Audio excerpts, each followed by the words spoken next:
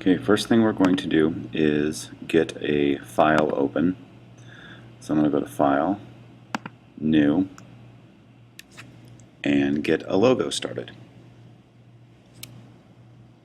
The logo I'm going to choose to do is the Nike logo. It's one of the simpler ones. Good to kind of get you used to playing with curves. We'll just come up with I'll do a simple 8 by 8 inch page. That'll be fine. Alright, so here's my page. Okay, the first thing I want to do to make sure I have the dimensions right is get an actual Nike image on there. So I'm going to go to File and Place and go get my Nike logo. You can download your Nike logo from the Resources tab in It's Learning. So let's see, where did I put it last? Inside here, Nike. There you are. I'm going to quit my, that is slowing me down. There we go. Okay, so you see there's a big X through it. That means it's not embedded. What that means is Illustrator considers it to be an outside image. So I'm going to size it down a little bit, and I'm going to click on Embed, and now the image is technically part of this file. Okay. Now to recreate this, first thing I'm going to do is set this up as a template. And to do that, I just double click on Layer, and I say Layer become a template. It's going to lock it, and it's going to dim it to about 50%. You can dim it lower, 20%, whatever. And hit OK. Now it's a little bit dimmed, and look, I can't draw on it because it's locked. So I'm going to make a new layer. We'll call this Autos Nike. And I'm going to start making the swoosh. I can also make the letters first if I want. I can tell you that this font is Impact. It's the name of the font. So I'm going to click up here, Nike, I can spell, and I'll make this Impact for the font. And then I'll make it larger, about the same width. Now I can fake italicize it by going to Character. Nope. Where is it?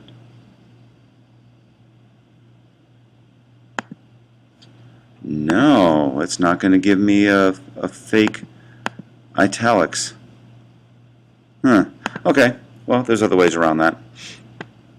Okay, so I have my Nike set up, and I'm going to angle it downward, angle it to the side, and I'm going to stretch it a little bit downward. So what I'm doing here is I'm lining it up, the N's with the I's, with the K's, with the E's, and I can see that it's not exactly the same. So one of the things I can do is make my letters a little bit thinner, and then increase the spacing in between the letters. And I'm just going to play with this back and forth until I get them to where I want them to be, to where they're lined up. So the letters are thinner, but the space between the letters is increased. Takes a little bit of doing. Alright, that looks somewhat decent. It's not exact, but it's close enough for us. Okay. Then the next thing I'm going to do is figure out what I can do to make these slant on their own. Since I can't stylize it, I can try doing a warp effect. I can also, which is what I'm actually going to do, is do a thing called Create Outlines. Now once I do this, I can't edit the text anymore. So I have to be sure about what I want it to say and make sure it's spelled correctly. Then I go to Type, and I go to Create Outlines. Now if you notice, what this has done is it's made it into objects. It's no longer text. I can't go here and edit it anymore. It's just an object, and that's all. So once this is done, I can size it out. I can totally goof it up. I can mess around with it. I can flip it upside down if I wanted to. But yeah, that's all I've done so far. And then I'm going to slant these just a little bit. Alright, so put this out of the way, and let's work on the swoosh. Actually, no, I think we'll go ahead and do the go ahead and angle this now, get it done and over with. Okay, so with this is selected, I'm going to go to my object and do this transform tool right here, this transform command, and I want to go to this thing called shear. And what that does is it's going to force fake italics onto it. So I want it to be sheared on the horizontal axis. I'm looking at this. I'm guessing it's about 15 degrees, but I'm going to click on preview so I can see it at all times. Hey, that's pretty good. Totally lucky. Yeah, that's pretty good. So I'm going to hit OK. And then I can bring this down and bring this over. Not too shabby. Alright, now I can get really precise by selecting on each one of these anchors and making them line up with the template. So again, it depends on how picky you want to be, but it helps if you get it sort of accurate to start with. So let me zoom in so you can see what I'm doing. I'm selecting it with the white arrow tool, clicking once on the anchor to make that anchor active, and then just lining it up.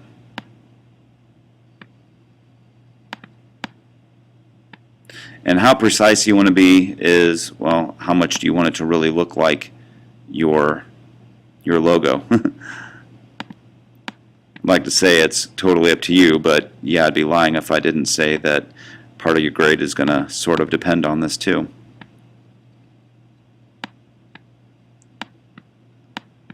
Where is the edge? There you are.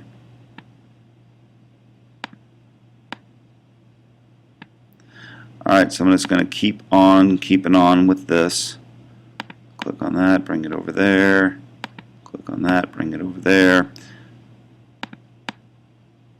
Now there's probably an actual Nike font that you could go to defont.com or one of those places and figure out, but this is a good way to just get used to how Illustrator works, and plus it's a little more precise as far as the way your logo is going to look. Just going to move that physically over, save some time.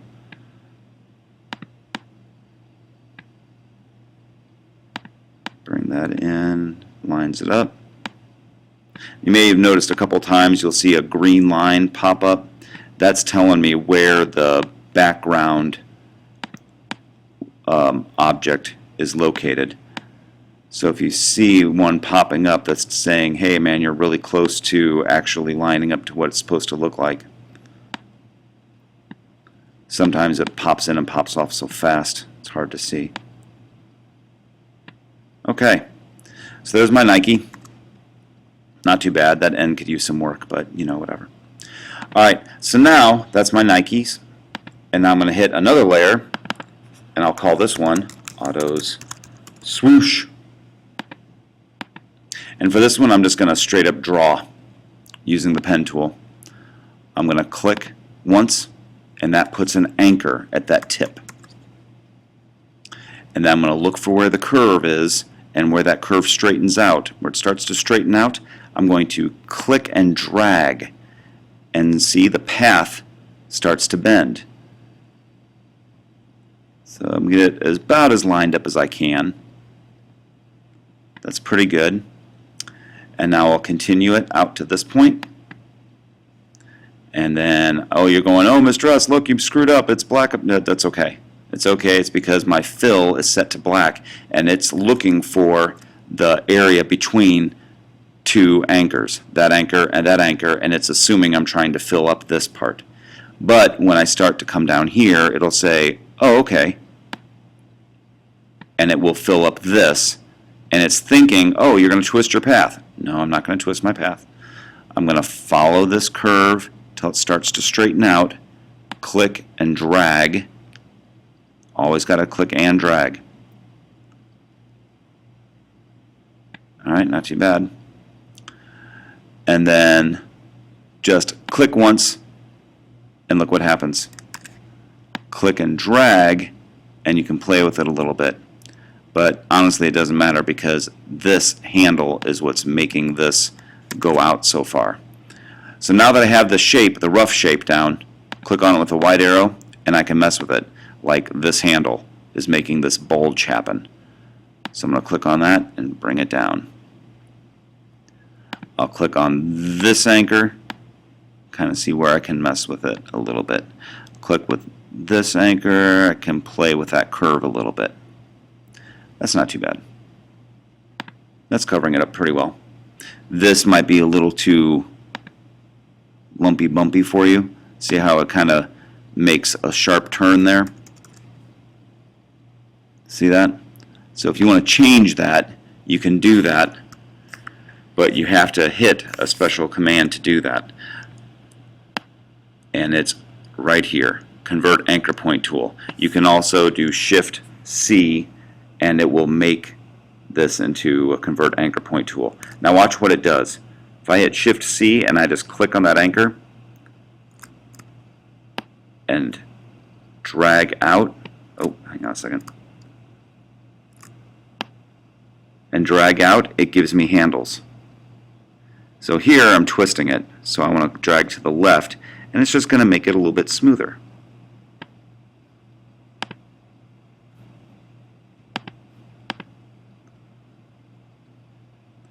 Alright, that looks pretty good overall. So now there's my Nike.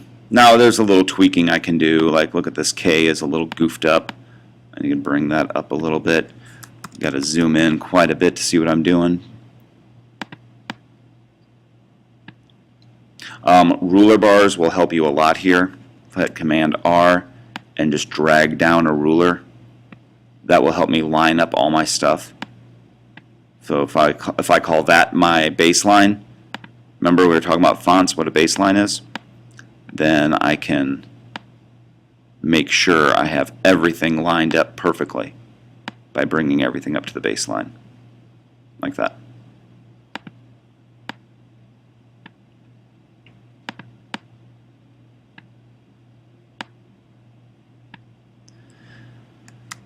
That looks a little bit better already.